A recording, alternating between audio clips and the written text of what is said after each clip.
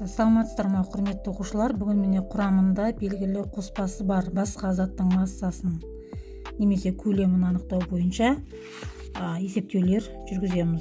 Соның ішіндегі мына жердегі екінші есеп: массасы 187,5 грамм көмір жанғанда көлемі 336 литр қалыпты жағдайда көміртек диоксиді түзіледі. Көмірдегі көміртектің массалық үлесін есептеңдер дейді. Жауабы 96% шығу керек екен. Бұл үшін алдымен реакция теңдеуін жаздық. Көміртекті оттекте жақтық. Түзілген затымыз СО2 газы. Көлемі 33,6 литр, астына қалыпты жағдай 22,4 литр. Және көміртектің молярлық массасын, атомдық массасын жазып қойдық. Және осы жерде X-ті табамыз. X тең болады 180-ге. Ал бізде есептің шартында берілген көмірдегі көміртектің массалық үлесі 187,5 деген. Ал енді осы жерден массалық үлесті табатын болсақ, тең болады 180 бөлінген 187,5 көбейтілген 100% десек, онда бізде 96% көміртек бар екендігі шығады. Реакция теңдеуін жазып алайық. Кальций карбонаты 100 грамм кен, яғни бұл бізде суда ерімейтін тұз. Термиялық айырылу кезінде одан кальций оксиді СО2 газы бөлініп шықты. СО2 газының көлемі 19,6 литр, қалыпты жағдай 22,4-ге тең. Кальций карбонатымыздың молярлық массасы 100 грамм мольға тең. Осы жерден X-ті табатын болсақ, 87,5 шығады. Ал енді бізге массалық үлесін анықта деп жатыр. Бізде кеннің массасы 100 грамм еді. Массалық үлесті табатын болсақ, 87,5-ті бөлеміз 100-ге, көбейтеміз 100%-ға. Сол кезде шығады 87,5% шығады. Бұл жерде 14 грамм шығады екен. Ал енді осы жерден массалық үлесін табу үшін бізде бастапқы берілгенде 20 грамм еді. 14 грамм ішінде темір бар екен тауып алдық. Енді массалық үлес темір 14-ті бөлеміз 20-ға, көбейтеміз 100-ге. Осы кезде 70% бізде темір шығады. Енді ар шетте 14-тің ар шетінде 6 граммы қалды. Омега мыс тең болады. 6-ны бөлеміз 20-ға, көбейтеміз 100%-ға. Тең болады бізде 30% мыстың үлесіне тиеді екен. Келесі есеп бізде мыс пен темірдің 20 грамм қоспасын тұз қышқылының артық мөлшерімен әрекеттестіргенде 5,6 литр қалыпты жағдайда газ бөлінді. Металдардың қоспадағы массалық үлесін анықтаңдар дейді. Ал олай болса, кеттік реакция теңдеуін жазамыз. Мыс пен темірдің қоспасы екеуі 20 грамм екен. 20 грамм. Әрекеттестіреміз тұз қышқылымен. Плюс H хлор. Металдардың электрохимиялық кернеу қатарынан білеміз. Мыс тұз қышқылынан сутекті ығыстырып шығара алмайды, демек бірінші реакция жүрмейді деген сөз. Екінші реакцияда бізде түзіледі темір хлориді және сутегі бөлінеді. Теңестіреміз, тұз қышқылының алдына 2 қоямыз. Бөлініп шыққан тұз қышқылының массасы 5,6 литр екен. Астында қалыпты жағдай 22,4-ге тең. Бұл жерде осы екінші қатардағы реакция жүретін болғандықтан біз мына жерге темірдің атомдық массасын жазып қоямыз. Осы жерден X-ті табамыз. X тең болады 5,6 көбейтілген 56 бөлінген 22,4 тең болады 14 грамм шығады. Бізде бастапқы берілгенде мыстың массасы 20 грамм еді, темірдің массасы 14 грамм екен. Енді осы жерден анықтаймыз. Омега темір тең болады 14-ті бөлеміз 20-ға, көбейтеміз 100%-ке. Тең болады 70% темірдің үлесіне тиеді.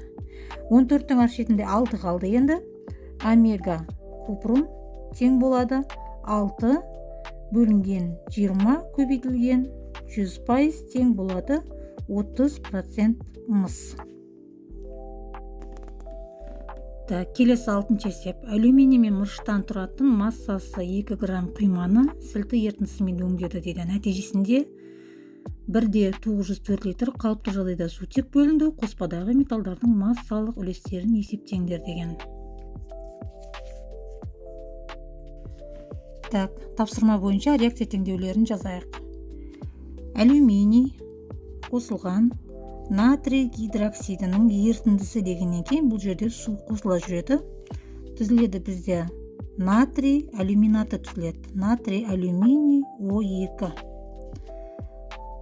және сутек бөлінеді. H2. Екінші реакцияны жазамыз. Мырыш. Екеуі де амфотерлі металдарға жататындықтан бұлар сілтемен әрекеттесе береді. Түзіледі натрий 2, цинк O2 плюс сутек бөлінеді. Натрий 2, оның алдына 2 қоямыз. Оттек пен сутектің саны да осы жерде теңестіріледі. Үстіңгі реакцияны теңестіреміз. Алюминийдің алдына 2, натрий гидроксидінің алдына 2, судың алдына 2, натрий алюминатының алдына 2 және бөлінген сутектің алдына 3 қоямыз. Бізде құйманың массасы 2 грамм деп берілген еді. Ал бөлінген сутектің массасы 1,904 литр деп берілген. Қалыпты жағдайымыз астында 22-де 4-ке тең.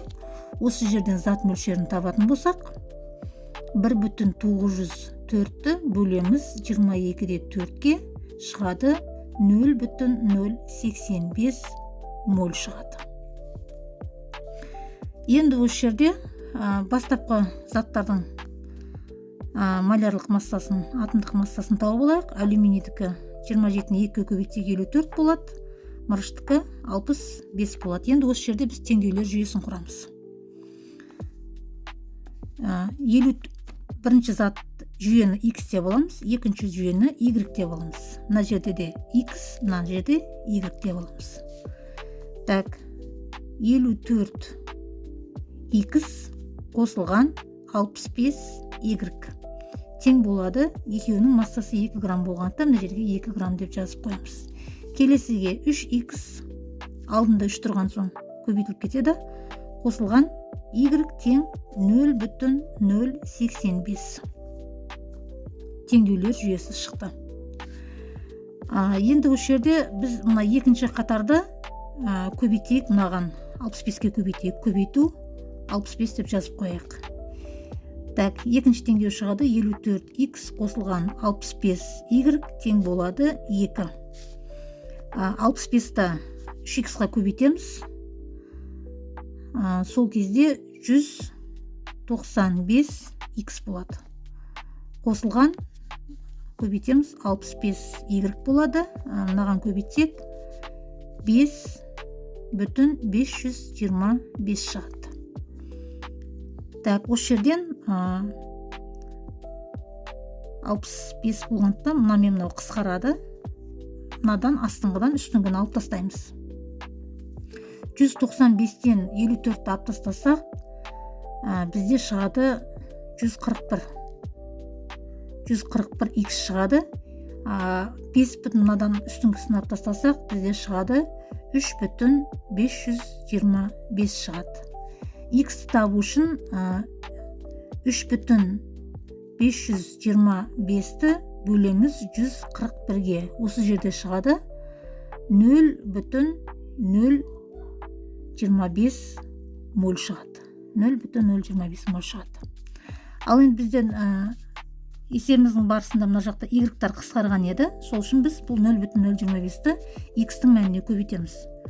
0,025 x-тің мәні бізде 54 еді. 54 көбейтетін болсақ, бізде 1,35 шығады. 1,35-ті бастапқы жалпы массаға бөлеміз. Темірдің массасына омега темір тең болады 1,35 бөлінген 2 грамм